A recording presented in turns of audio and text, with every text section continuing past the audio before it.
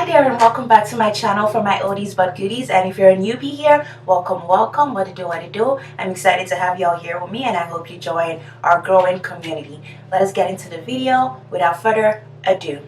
So you want to make a life change. How do you go about it? I'm going to give you tips on how to go about life changes. My first tip would be to pick one thing. So there are multiple things that you want to change in your life. I would recommend picking one thing that you can hyper focus on. Hyper focus is important because hyper focusing on one thing at a time will help you accomplish that thing more efficiently and in a lesser amount of time than you would if you were dispersing your energy into multiple things at a time. So say you want to be healthier, or you want to be fitter, and you also want to change your relationships or find love, whatnot. Instead of just dispersing your energy into all these things at once, it will be beneficial to pick one thing that you want to work on first. Hence, it should be your health first. In that example, you pick one thing that you want to work on first, and then you start working on that thing. So when you hyper focus on it, it's going to take you a lesser amount of time and you're going to be more efficient and get into your goal. All right. My second tip would be to start small. And I remember I discussed this in my last video on how to use the law of attraction, just the concept of starting small and then growing bigger. More often than not, when we want change, we want to see it now. We want to start and we want to see the results in 2 weeks. But that's not how it works most of the time. Unfortunately, you have to start small. And I like to use the example of fitness because, in case you can't tell from my multiple examples, I'm into fitness. I'm into fitness. So you start small. Say for example you're new to the gym. You're not going to go immediately to a 50-pound weight or to a 100-pound weight. You're going to start at 5 or 10, 12, 15, and then you're going to work your way up. And then eventually you find yourself being able to carry a 50-pound weight where you could only carry a 12-pound weight, for example. And a 50-pound weight is still a 50-pound weight. It's still as heavy as it is, but you can carry it now because you started small. You built the momentum. You're a stronger person. You're a better person. Your bones and your joints are more efficient, your muscles are more efficient for you to carry the weight. So starting small is important and enjoying the process. Another reason why it's important to start small is because you don't want to traumatize yourself. You don't want to overwhelm yourself. If you start large, or if you go in with all this force and all this strife and you burn out, or you say you just get exhausted and you dread waking up the next day and things like that. Those are all signs of burnout, I guess. Or you start getting depressed. The next time you want to pursue change is going to be harder because you're going to remember all the bad things that happened when you tried to pursue change the first time. So, and one of the constant things in life, I believe there are many constant things. One of the constant things in life is change. We're always going to be changing something. We're always going to be evolving, and so you don't want to make it an endearing process for yourself. You don't want to make it something you dread. So starting small and enjoying the journey is crucial because it's a lifelong journey. The journey of change and evolving is a lifelong journey. Take a plane, for example.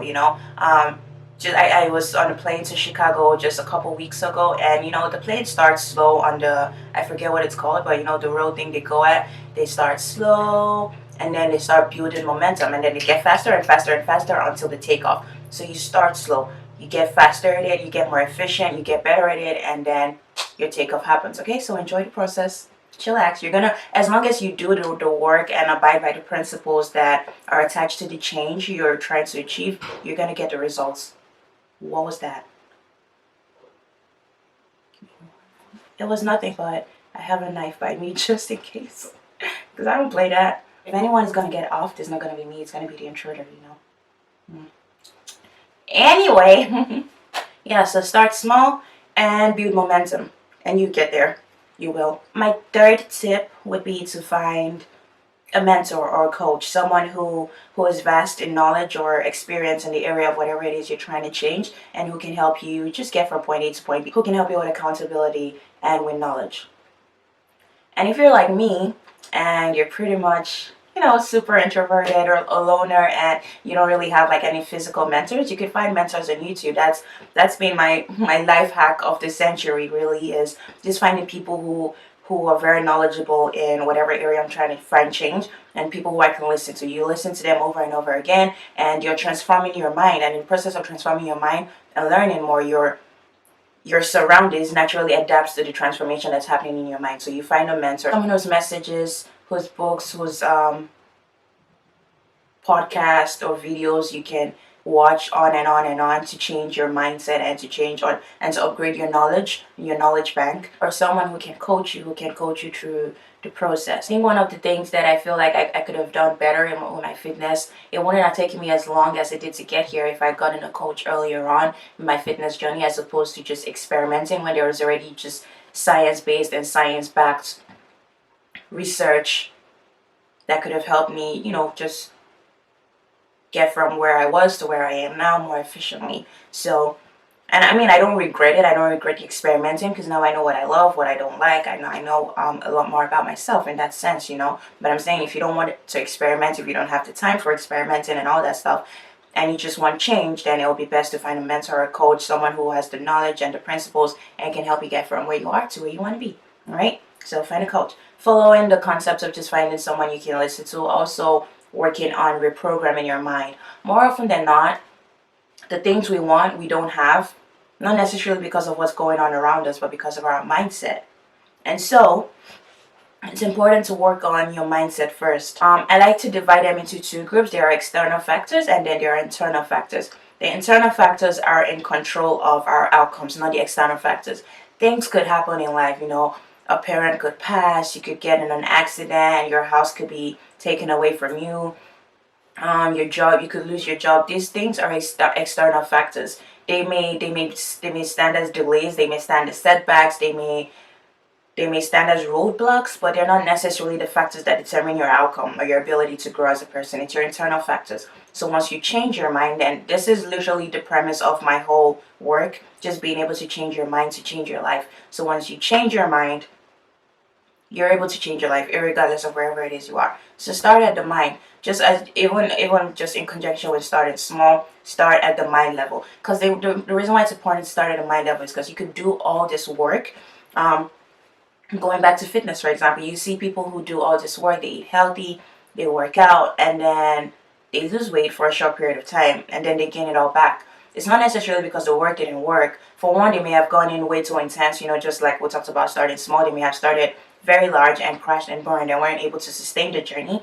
But also, there was a mind aspect to it, just if you haven't worked on your mind, if you keep using words that are damning, if you keep saying to yourself, oh, I'm whatever, I'm this, I'm that, just, the negative words you use, no matter how much weight you lose, you're going to get back to the weight that you didn't want, because that's who you believe you are. Your body, your life, your finances, your relationships will always reflect your mindset. It doesn't mean, now, even if you attract toxic relationships, it doesn't necessarily mean you're a toxic person. It could mean you have the mindset of a person who believes they deserve toxicity, who believes they deserve a toxic relationship. So it's important to know, if you don't get anything from this video, please get this. Your body, your health, your wealth, your state of wealth, your finances, your relationships will always reflect the state of your mind. Everything around you reflects the state of your mind. It's not the other way around. So you work on your mind and you're going to get there. That's why there's all these things. There's hypnosis, and there's meditations, and there's affirmations, and there's the freaking media, there's TV and social media, because they're trying to program you as well. You have to take charge and take control of your own programming. Work in your own mind, change your mind to change your life. Another tip, and this doesn't apply to everyone, but you might need to go through an isolation phase. An isolation phase is where you draw back from, maybe not everyone, but most people, so that you can focus on whatever it is you're trying to get, so you can focus on your change. This helped me, and I've seen a lot of videos about isolation. However, be careful though. Be careful that your isolation is not in an unhealthy way, because ultimately, we're relational beings and we need relationships, all right? So if there's a way you can let people know, okay, I'm going to be to myself for a minute. I'm trying to work on this thing in my life. I'm trying to work on my mental health and yada, yada, yada.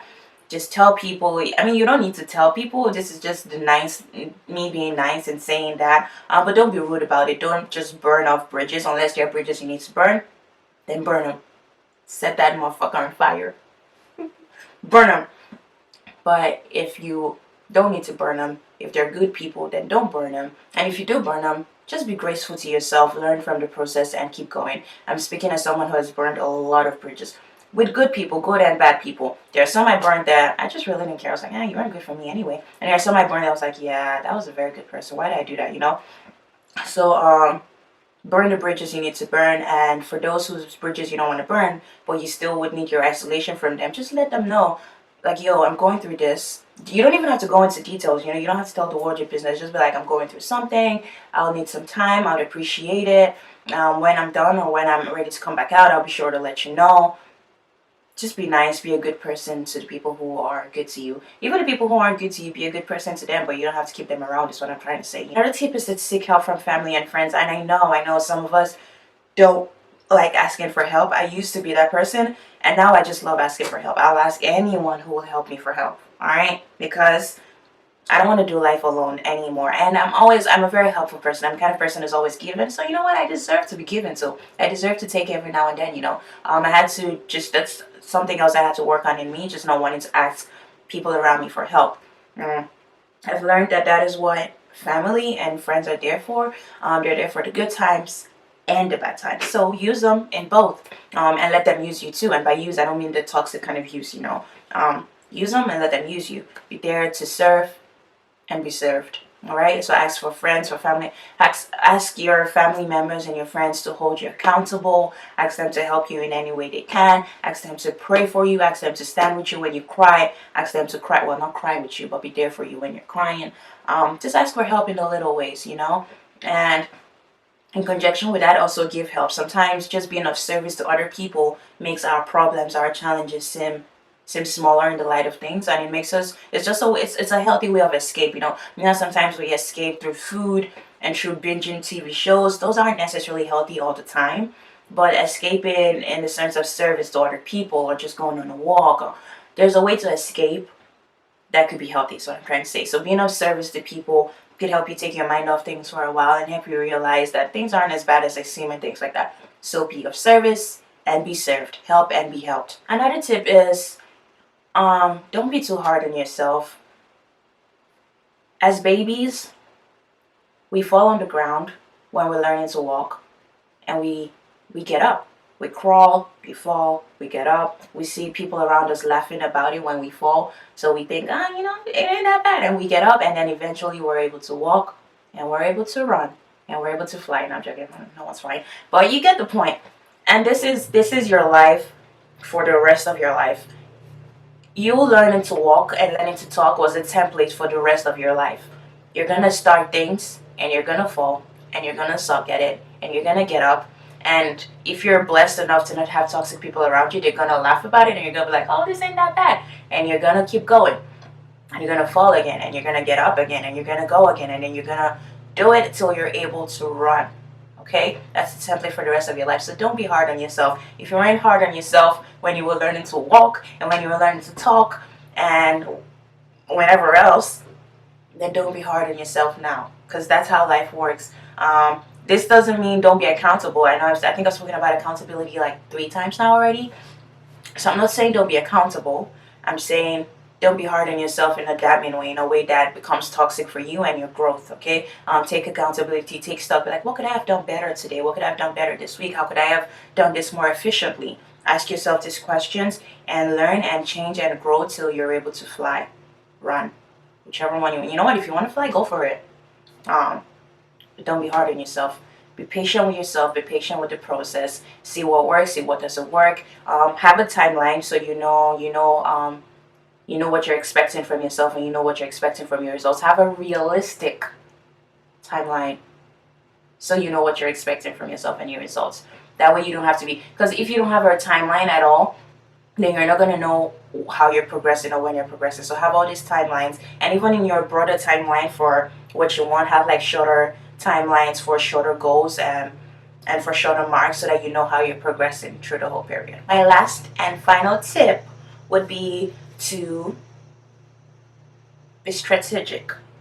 Be a person who is strategic, organized, and detail oriented in the process of your change. So the way you can do that is to first have a vision, and I looked up some examples of visions just so you can have an idea. A vision is a less detailed statement. Is usually one statement or one sentence or maybe 2 3. I try to keep it as simple as possible, basically.